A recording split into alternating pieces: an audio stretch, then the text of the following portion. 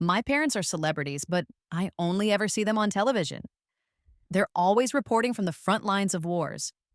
They say it's too dangerous for me, so they left me with my grandma in the countryside. But then they adopted their coworker's daughter. They took her everywhere with them, making up for all the time they couldn't spend with me. She became their favorite, never having to watch them from behind a cold TV screen. When they finally remembered I existed, I had long forgotten any feelings I might have had for them. It all started after a long, annoying fever. It wasn't serious, but it just wouldn't go away. The whole thing began with a silly bet between me and their adopted daughter, Clara. The bet was about who could climb the mountain faster. The winner got to have our parents come to her parent-teacher meeting. I tried my hardest and reached the top of the mountain first. But when I got there, I found my parents and Clara already setting up a tent, ready to take pictures of the sunrise together. She saw me and smiled, saying, "I only said who gets there first, not how you get there." She added, "Olivia, don't you get it? On the same path, you have to walk to reach the top, but I have them carrying me up. You were losing from the very beginning." My parents stood behind her, holding a camera. When they realized what had happened, they awkwardly tried to invite me to watch the sunrise with them. But I just turned around and walked away. I didn't even look back. "Let her go!" my mom shouted angrily behind me. "Why can't she be more like Clara? If she was as thoughtful as Clara, if she wasn't always so cold, we wouldn't have overlooked her." Hearing that made me chuckle a little. My parents said I was never sweet or wanting to be close to them. But in the 15 years they were absent from my life, I couldn't even meet them, let alone get close. No one taught me how. After getting home, I got sick. It was just a little bit of wind and dew, but I got a really high fever. I felt weak and confused before finally passing out. I called an ambulance for myself, and then everything went black. During that time, I remembered my childhood. When I was little, I could always see my parents on TV. Only on TV. They were famous reporters, college sweethearts, and partners who shared the same ideas.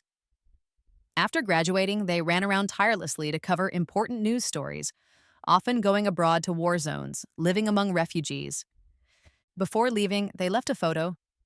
I was a baby, held warmly in the arms of a smiling couple. Our family, happily huddled together. Little did I know it was the last time they had ever hugged me. It haunted my childhood. I wished I had been older then, to understand what it felt like to be in their arms. It would have been a memory worth keeping forever. But that wasn't meant to happen. Back then, communication wasn't as good as it is now.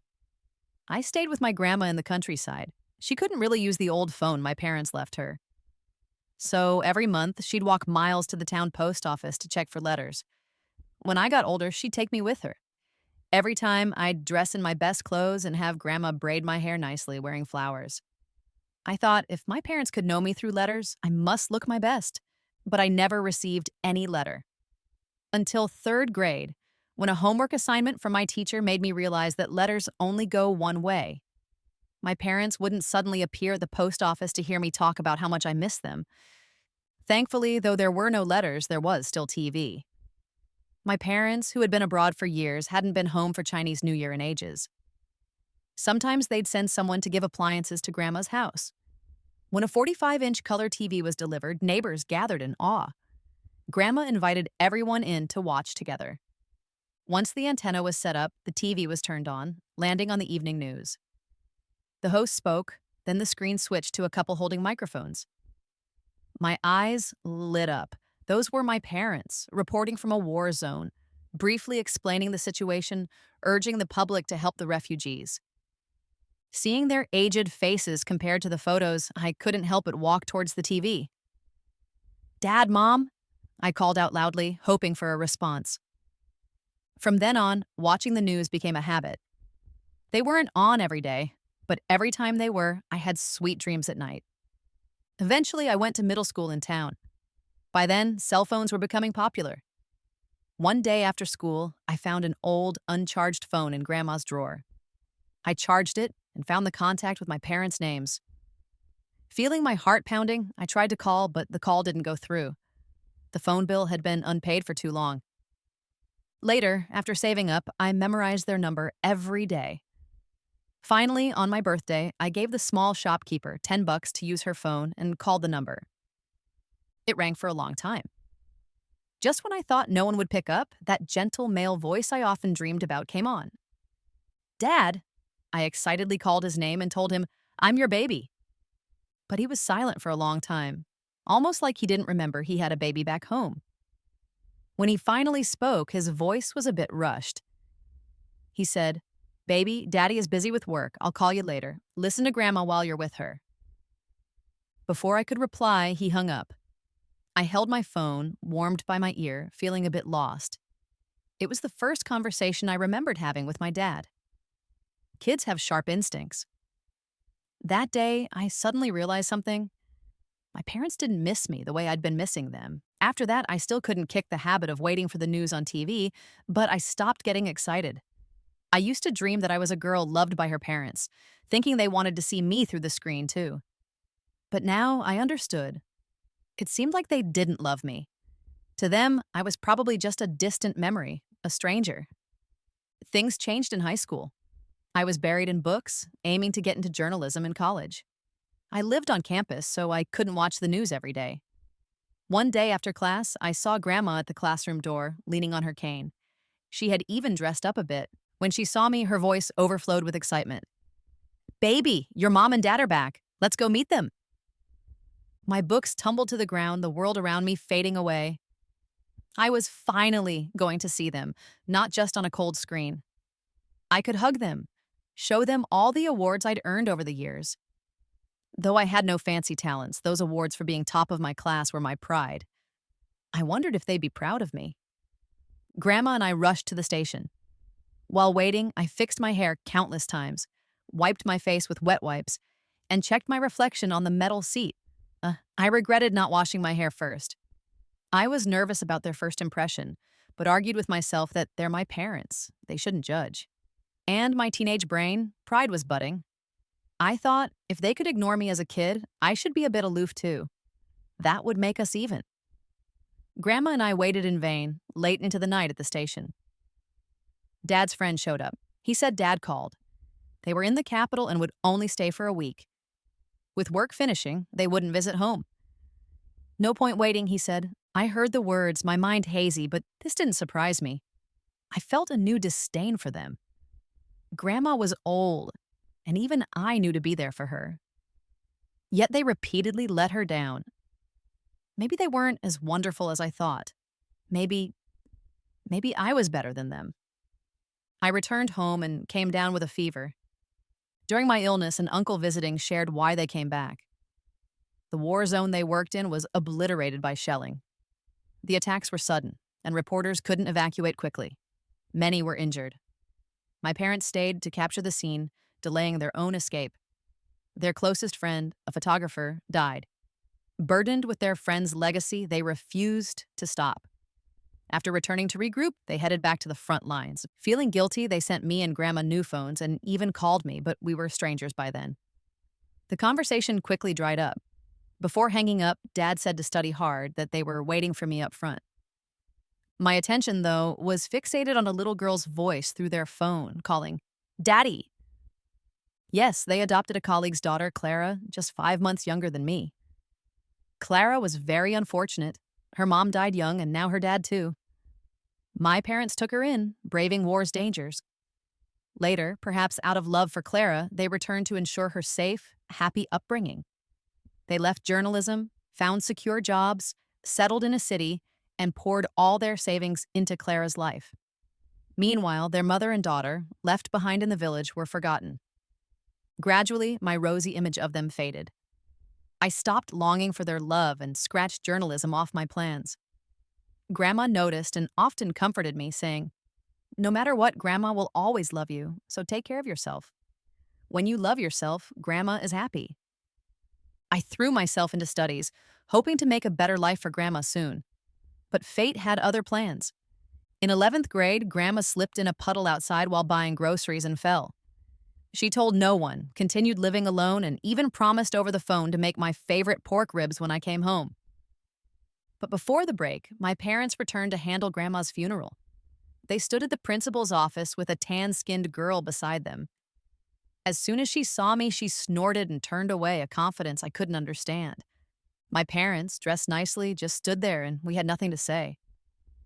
It was awkward, unfamiliar. Then they broke the news. Grandma was gone. They came to get me because it was Grandma's last wish to take me to the city to raise me. In that moment, it felt like my whole world collapsed. I forgot how I cried and begged them to take me to see Grandma. But when I finally saw her, there was only a cold tombstone.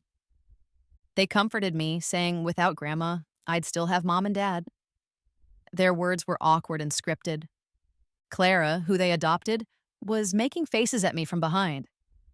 Mom and Dad don't owe you anything. While you were living the good life, we were suffering in a war zone, she muttered, clearly jealous. That set me off. I ignored my parents' attempts to stop me and rushed at her, pulling out a chunk of her hair. Her scream pierced the silence of the cemetery.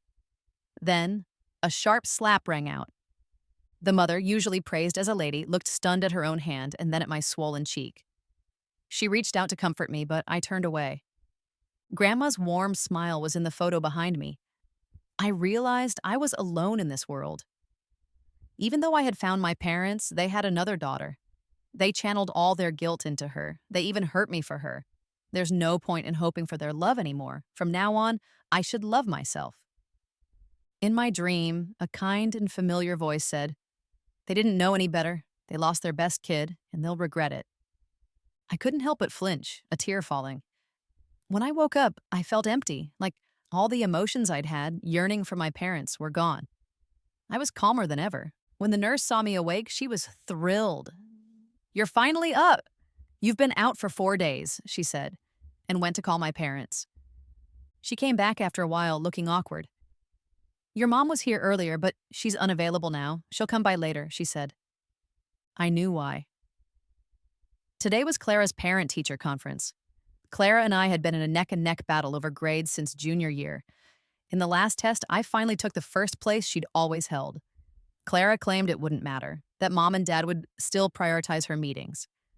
That made me challenge her to a hike, which seems silly now. Their love isn't tangible, but knowledge is. I've earned my rank and don't need to compete with Clara anymore. Mom finally came in the evening. The nurse had called her half an hour before, and she arrived with a cake, looking guilty. But when she learned I discharged myself, the guilt turned to anger. I didn't have a phone, money for a cab, or change for a bus, so I walked home. It was easy for Mom to catch up with me in the car. Before she even fully rolled down the window, she started yelling, "Olivia, why are you so inconsiderate? Do you even have manners standing up your own mom?" "I waited for you all day," I said calmly. "I have no money. You only paid for my medical and hospital fees. I'm hungry, so I'm walking home." Surprised at my honesty, she hesitated before calling me into the car. I obliged, and from the front seat she awkwardly offered, "I got you a gift to make up for it, and don't be mad over something small." I looked around calmly, my gaze landing on the cake box. "Looks like Clara did well today. Is this her reward?" I asked. Caught off guard, she inhaled sharply, about to burst, but she paused, seeing my impassive expression through the rearview mirror. No longer upset, just stating facts. "Olivia?" she asked, unsure. I just gave a formal smile. By the time we got home, Dad had probably been informed about the day's events. Over dinner, he lightly scolded Mom to be more considerate, then glossed it over with, "We were wrong, Olivia. Don't be mad. We'll change." His voice hinted at guilt. No one mentioned my illness again. They wanted to move on. Once, I might have felt wronged. Now I just wanted to focus on studying. I replied coolly, "No reason to be upset over things that don't matter." Under their gaze, I ate slowly, then went upstairs to study. At around 9, there was a knock on the door. "Olivia, do you have a moment to talk with Mom and Dad?" Dad's cautious voice called from outside, a first since I moved in. Frowning at my physics problem, I sighed. "No need." I politely refused them. They seemed determined, though, insisting on talking. I know they thought I was mad about being ignored and that a little sweet talk would make it better, but gradually they started to panic. They realized I actually didn't care about them anymore. I stopped waking up early to make them their favorite breakfast and tea. I didn't greet them good morning first thing every day. They used to say I was too harsh and needed to be more like Clara, who knew how to charm our parents. But they still gladly accepted my gestures. Even now, they instinctively reach for the cup, thinking it's filled with the coffee or tea I used to make, even though that's long gone. They assumed I was just sulking and tried talking to me a few times, but I turned them down. After a few attempts, they began to feel guilty.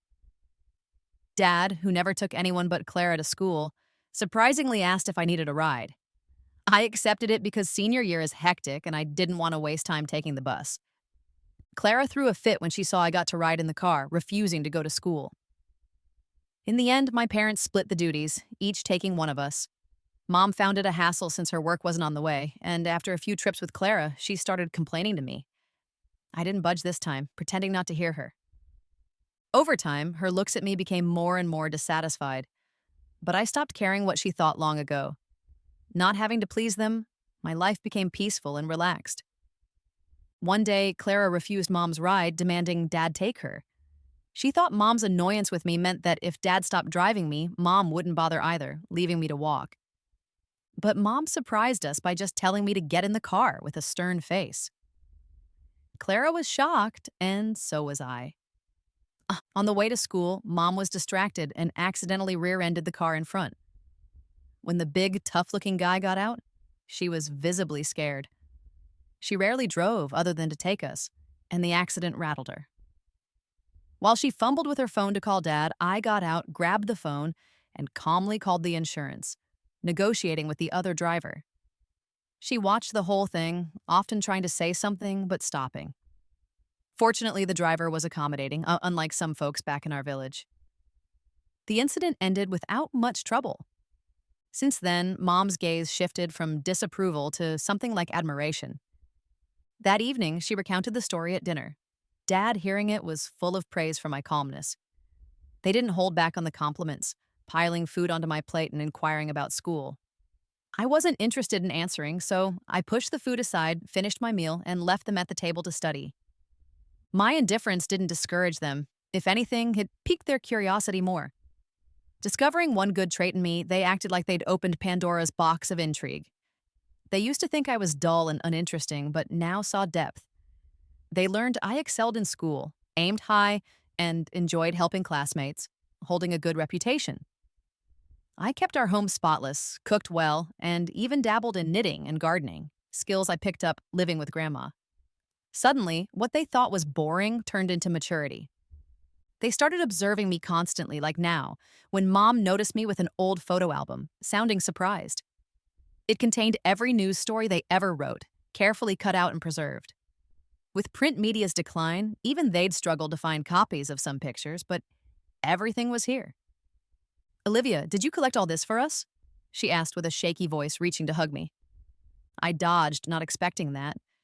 She awkwardly wiped away a tear and, convinced I was doing it for attention, eagerly shared with Dad what she'd found.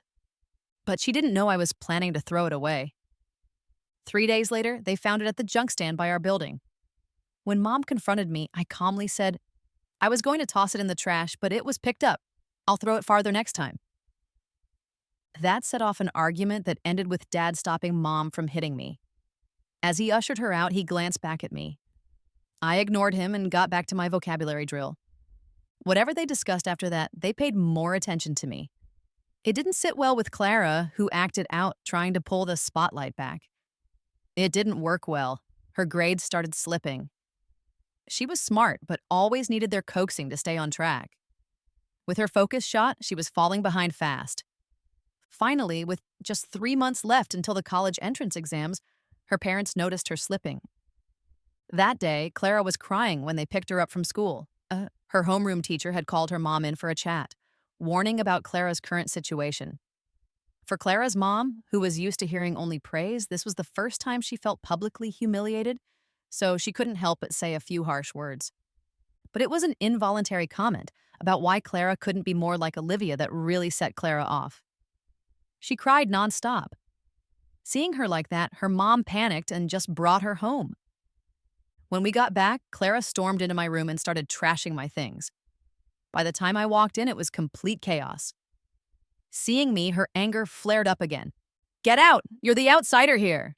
she screamed, red-eyed, as if trying to defend her territory like a lion. Mom and Dad just stared at her, not knowing what to say, their eyes eventually turning to me, almost pleadingly. What were they hoping for? That I'd say something to comfort Clara? Or maybe confess that I was indeed the outsider here? I looked at my parents, who at this moment still expected someone else to handle their problems. I couldn't help but scoff.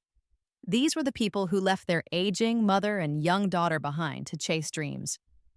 The same people who, feeling guilty, spoiled their colleague's adopted daughter during vital formative years. They've always been naive and cowardly, selfish at the core. They might be good journalists, but they weren't folks I should admire. Grandma, you were right. They aren't worth my love. I should keep that love for myself. I said nothing more and stepped over the mess to grab a few clothes. Packing my essentials, I turned to leave.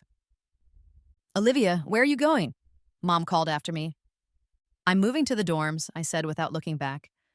Clara's right. This was never my home, and you're not my parents. There's no need for me to stay. What do you mean by that? Dad, who hadn't said much until then, suddenly raised his voice. I ignored him and quickly left. Olivia! Mom chased after me. It was the first time she spoke to me with a trembling voice, perhaps realizing this time I really meant to sever ties. I know you're upset that you think we ignored you, but we know we were wrong and we're trying to change. Both you and Clara are our daughters. Why can't you just get along? No, I interrupted firmly. It's because of your indulgence that Clara is greedy and because you failed to treat us equally. With parents like you, we'll never get along. Her face turned pale. It was the first time she heard such blunt words from me. She still wanted to say something, but I cut her off. If I had a choice, I wouldn't want to be your daughter at all. It'd be better if you only had Clara like before. With that, I turned and left without waiting for a response. This time, I walked away feeling light. The love I had longed for, which turned into a chain during 17 lonely years, finally gave way to freedom. From now on, love yourself, I told myself internally. Live more vividly, even for Grandma's sake. Transferring to live at school was easy. I just told the teachers I needed to focus. Being one of the few Harvard or Tsinghua prospects, the school was more than happy to help me.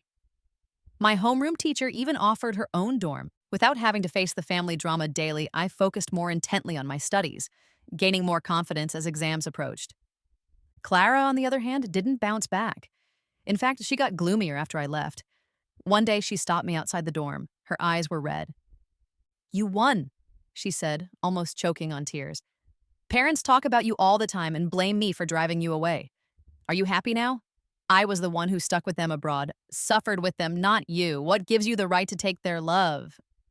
But you were only there for 2 months, in a peaceful area far from any danger, I interrupted.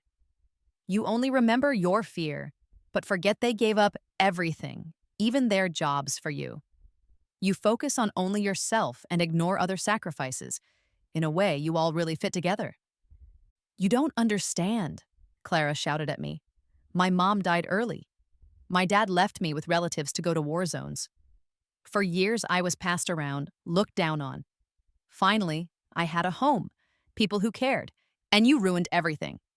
She was breaking down, crying in place. I just calmly looked at her and said, if you keep indulging yourself, the only thing you'll ruin is your own future. She just wouldn't listen. Her eyes were red from crying. She said she was about to lose her home and asked what future she has. Hearing that, I didn't say more. I walked around her, headed back to my dorm. As I was leaving, she tugged at my shirt, sobbing, begging me to promise not to go back. I'm begging you, Olivia, she said. They only think about you now. Every day at home, seeing you or anything related to you makes them cry. I admit I'm not as good as you, but I'm really scared. Please don't come back. I looked down at her, squatting on the ground, begging like this. I couldn't connect her to the confident and bright girl I first met. Clara was right. My parents truly regretted it. They've been calling me nonstop these days, even coming to the school looking for me. They dug out the gifts I once made for them. Sometimes they looked pained, other times surprised. Surprised by my creativity and talent. Sad because when they see me again, I won't even call them mom or dad. Eventually, I couldn't take it anymore and asked my teacher for help. I explained my family's situation. The school took it seriously and talked to my parents a few times, and they stopped coming afterward. Clara was true to her word. She only wanted the love of her home, not a future. The college entrance exams were coming, but she had her mind anywhere but studying.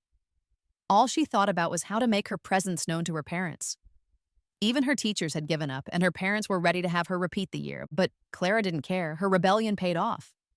Her parents revolved around her every day, only having her in their thoughts and hearts. So she pushed the limits of rebellion even further, exhausting both her parents and teachers, and I couldn't comment on that as I believed everyone had their fate. The college entrance exams came quickly. I stayed steady throughout. Walking out of the exam hall, I felt completely at ease. The questions didn't seem that hard to me. I had spent countless days and nights cramming to make up for the education gap between the town and city, and it all paid off. Now I was confident about my scores, enough to get me into a top-notch university far away. Meanwhile, Clara was a mess. She turned in a blank paper for math. Her parents have been sighing ever since they learned about it. They genuinely regretted everything now and miss me even more. They urged me eagerly to return, and this time, I didn't refuse. I needed to pack my things and say some things face to face. There wasn't much to pack. One suitcase was enough. Half of it filled with memories of Grandma, the mitten she knitted when I was in elementary school, the exercise book she bought for me when I first got an award, and the storybooks she brought back after a long 30-mile walk to town. Each item was proof of how well I had been loved. "Once you leave, don't come back," Clara said with schadenfreude, watching me the entire time to make sure I didn't take too much. But those two still asked me to stay as I was about to leave. "Let's go out for a meal," Dad said. "Consider it a chance for us to atone. Can you tell us about Grandma?" After thinking for a moment, I didn't refuse. The meal was set in a forest park, an outdoor picnic. Ignoring our mixed emotions, we sat together like an ordinary family of four. Seeing that everyone was gloomy, Dad took the initiative to break the silence. He started talking about how Grandma sold everything to send him to college, making him the only college graduate in the village. "I was born in the countryside, but she lifted me up. Your grandma was a wonderful person. Thanks to her, I had the courage and determination to pursue my dreams." Recalling her warm, kind face, tears welled up in his eyes. His voice choked a bit as he gulped down the drink. But I cut through his sad facade. "She lifted you up, but you left her in the countryside. You had the courage to pursue dreams, but left her to spend her final years alone. You're the most hypocritical person I've ever known." I stood, looking down at his flushed, drunken face. My anger had been simmering for a long time. Angry about Grandma's fate. Angry about them having me, but not raising me. Yet that anger was often smothered by my craving for parental love, until that high fever burned away all my feelings for them. Now I finally said aloud, "You're not fit to be parents or children, and I'm ashamed to be born into this family." "Olivia, how can you talk to your mom and dad like that?" my mom cried out, standing up. She tried to persuade me, but was stopped by Dad. "Olivia is right. I'm not a good father or son." He wobbled as he got up, scanning each of our faces before his gaze finally settled on Clara, and suddenly he cried out loud. "Even stranded in the countryside, she raised you well. You're so excellent and sensible, but look at me. My daughter, who I've poured all resources into, has become nothing but a failure. How do I face her dead grandfather?" Everything that happened recently wore him out, mentally and physically. He was crying his heart out, ignoring Clara's now changing face. When I noticed my mom silently agreed with him, Clara rushed in to argue with them. I had already said what I needed. I turned and left amidst the chaos. Just a few steps away, there was a woman's scream behind me. I turned back to see the grill toppled over and the oil cans had fallen too, making the fire flare up instantly. Instinctively, I ran to the nearest fire station to grab an extinguisher. By the time I got back, my parents had snapped back to reality and were calmly putting out the fire. We worked silently together, and an almost disastrous fire, with potentially serious consequences, was safely extinguished. As the last flames died out, my dad's face was smudged with ash, but he didn't seem to care. He just watched me with an intense look. She really is my daughter, he said, full of pride, always ready to fight alongside us. He reminisced about the time when he and Mom were in the war zone. The thick smoke alarmed the forest rangers and they called the authorities. On the way to file the report, he kept trying to sit next to me, even after I refused. His intense gaze was all on me, like he had a lot to say. I ignored him, planning to leave once everything was sorted. But they were eager for me to stay. Dad said, "Olivia, please stay. All we have will be yours one day." Mom added, "Aren't you about to choose your major? We can help guide you, get you into a better college. You want to study journalism, and our connections could be your resources." Dad chimed in again. "When you came to us, you were already quite grown. We thought you were set in your ways, but getting to know you recently has been a delight. Your determination is like Mom's, your calm reasoning like Dad's. You are our daughter, a wonderful gift from above." When I stayed silent, my parents looked a bit defeated. They said, "We're sorry. We were wrong to ignore you before, Olivia. Please forgive us." Their eyes were sincere when they said it. Once, I craved their parental love more than anything. But now that it was within reach, I turned it down mercilessly. "I don't need it," I told them. "I don't need your help. I don't need you. I grew up okay without you for 17 years, and I'll keep getting better. When I needed you most, you weren't there. You don't need to be part of my life now." They tried to protest that it wasn't intentional. This time, Mom was the one who spoke out, grabbing my hand with eyes full of pleading tears. "Olivia, you don't know how happy we were when you were born. We wanted to give you the world as a gift. But they didn't treasure me. They had another child and gave her all their love. No, you never truly loved her either," I continued. "You just reveled in the sense of nobility from raising a colleague's orphan. You only loved yourselves." They fell silent, having nothing to refute. After a while, they spoke again, but without the former pride, humbly asking, "Can't we have another chance? We did get along quite well recently, didn't we?" No sooner had they spoken than Clara, who'd been eavesdropping outside, couldn't hold back anymore. She burst into the room, crying and making a fuss. "She doesn't want you. Why do you care about her? I'm your daughter." She threw a tantrum on the floor, making the scene chaotic again. Looking at the spoiled daughter, weariness covered my parents' faces. They once overindulged Clara to avoid being accused of mistreating a colleague's orphan, and now they could only continue with their mistake. This lifestyle, this back and forth, would go on and on for the rest of their lives. Seeing any well-behaved, outstanding child would remind them of what they lost.